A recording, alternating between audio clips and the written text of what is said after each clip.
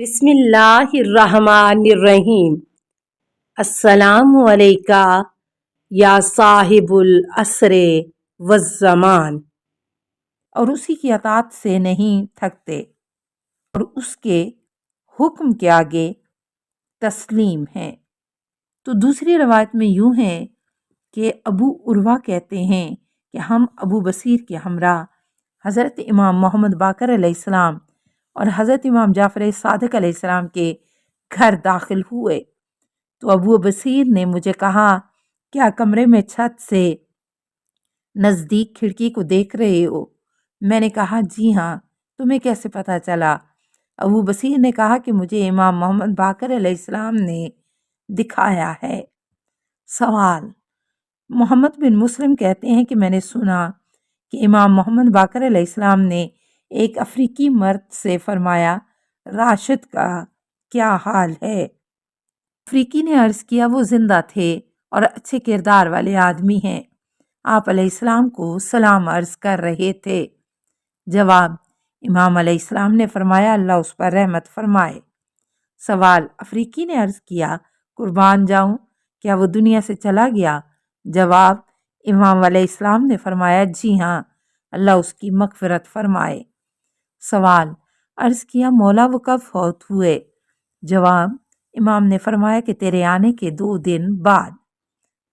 حسن بن عباس بن حریش امام محمد تقی الجواد سے اور وہ امام جعفر صادق علیہ السلام سے روایت کرتے ہیں کہ میرے والد بزرگوار امام محمد باقر علیہ السلام کعبہ کا طواف فرما رہے تھے کہ ایک شخص جس کے چہرے پر نقاب تھا آپ علیہ السلام کے سامنے کھڑا ہوا اور آپ علیہ السلام کے طواف کو منقطع کیا۔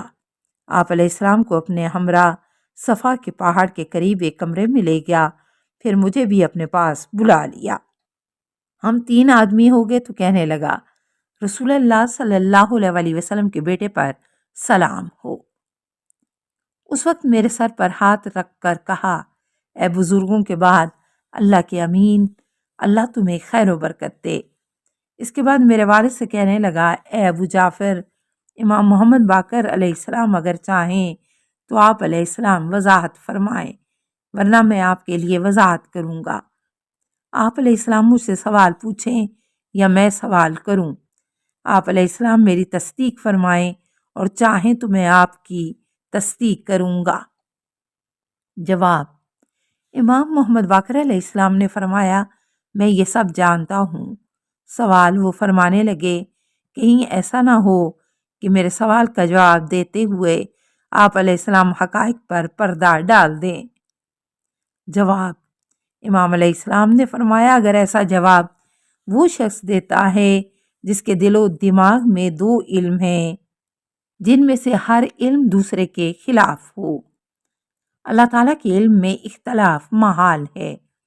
سوال: کہنے لگا، میں یہی پوچھنا چاہتا تھا جس کے ایک حصے کو آپ علیہ السلام نے وضاحت فرمائی ہے، بتائیے ایسا علم جو خالصتاً حقائق پر مبنی ہو اور اس میں کوئی اختلاف نہ ہو، کن کے پاس ہے؟ جواب: امام علیہ السلام نے فرمایا، یہ سارا علم اللہ تعالیٰ کے پاس ہے، لیکن جس حد تک لوگوں کو ضرورت ہے وہ علم اوصیاء علیہ السلام کے پاس ہے۔ امام جعفر صادق علیہ السلام فرماتے ہیں، اس شخصیت نے میرے چہرے سے نقاب ہٹایا اور 2 زانو ہو کر بیٹھ گیا۔ ان کا چہرہ مبارک چمک رہا تھا۔ سوال: کہنے لگا، میں اسی علم کے لیے آیا ہوں۔ آپ علیہ السلام فرماتے ہیں کہ جس علم میں اختلاف نہیں وہ اوصیاء علیہ السلام کے پاس ہے۔ انہیں یہ علم کہاں سے ملتا ہے؟ جواب: امام علیہ السلام نے فرمایا، رسول اللہ صلی اللہ علیہ وسلم علم جانتے تھے، لیکن اوصیاء علیہ السلام کو اس ذریعے سے علم نہیں ملتا جہاں سے رسول اللہ صلی اللہ علیہ وسلم علم لیتے تھے، کیونکہ وہ رسول تھے، جبکہ یہ محدث ہیں۔ ایسی ہستیاں جو رسول نہ ہوں مگر ان سے فرشتے کلام کرتے ہوں محدث کہلاتی ہیں۔ آپ علیہ السلام اللہ تعالیٰ سے بغیر کسی واسطے اور ذریعے کے وحی اخذ کرتے تھے اور سنتے تھے، جبکہ اوصیاء وہی نہیں سنتے۔ کہنے لگا، آپ علیہ السلام نے صحیح فرمایا۔ اب ایک مشکل سوال پوچھنا ہے، بتائیے کہ یہ علم جس طرح رسول اللہ صلی اللہ علیہ وسلم پر ظاہر ہوا، اب ظاہر نہیں ہو رہا۔ میرے والد گرامی نے مسکراتے ہوئے فرمایا، اللہ تعالیٰ اس وقت تک کسی کو نہیں علم دیتا جب تک کہ ایمان کے متعلق اس کا امتحان نہ کر لے، جیسا کہ رسول اسلام علیہ السلام کو حکم دیا کہ جب تک اجازت نہ دوں آپ مشرکوں سے جنگ نہ کریں بلکہ ان کے مظالم پر صبر کریں۔ آپ صلی اللہ علیہ وسلم نے کتنا عرصہ اللہ کے حکم کی اطاعت میں خفیہ دعوت دی، یہاں تک کہ حکم خدا آن پہنچا۔ فَاصْدَعْ بِمَا تُؤْمَرُ وَأَعْرِضْ عَنِ الْمُشْرِكِينَ، سورہ 15 الحجر آیت 94۔ اب کھلے عام اسلام کی دعوت دو اور مشرکوں سے دوری اختیار کرو۔ اللہ گواہ ہے کہ اگر اس حکم سے پہلے بھی کھلے عام اسلام کی دعوت دیتے تب بھی آپ صلی اللہ علیہ وسلم امان میں تھے، مگر آپ صلی اللہ علیہ وسلم خدا کی حکم کی فرما برداری کو مد نظر رکھتے تھے اور اس بات سے ڈرتے تھے کہ کہیں حکم خدا کی مخالفت نہ ہو جائے۔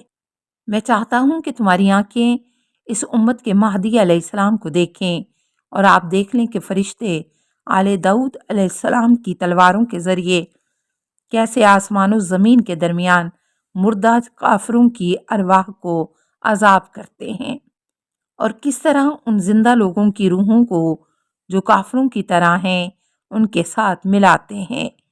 تب اس شخصیت نے ایک تلوار نکالی اور کہا، یہ انہی تلواروں میں سے ہے۔ امام محمد باقر علیہ السلام نے فرمایا، جی ہاں، اسی خدا کی قسم کی جس نے حضرت محمد صلی اللہ علیہ وسلم کو بشریت کا ہادی بنا کر بھیجا۔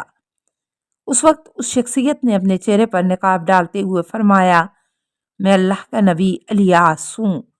میں نے جہالت کی بنا پر یہ سوال نہیں پوچھے بلکہ اس لیے پوچھے ہیں کہ یہ حدیث آپ علیہ السلام کے اصحاب کے لیے قوت و طاقت کا باعث بنے۔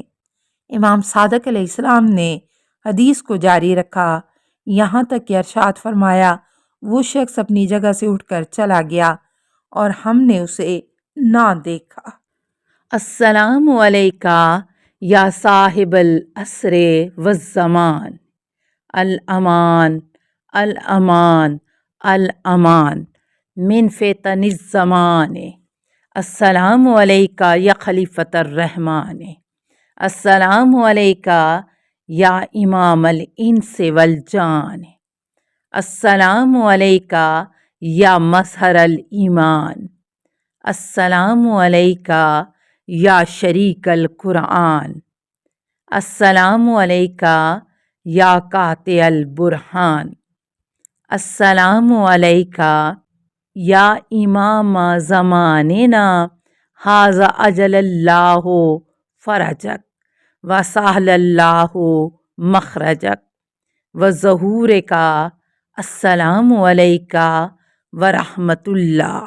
اللہم صلی علی محمد و آل محمد۔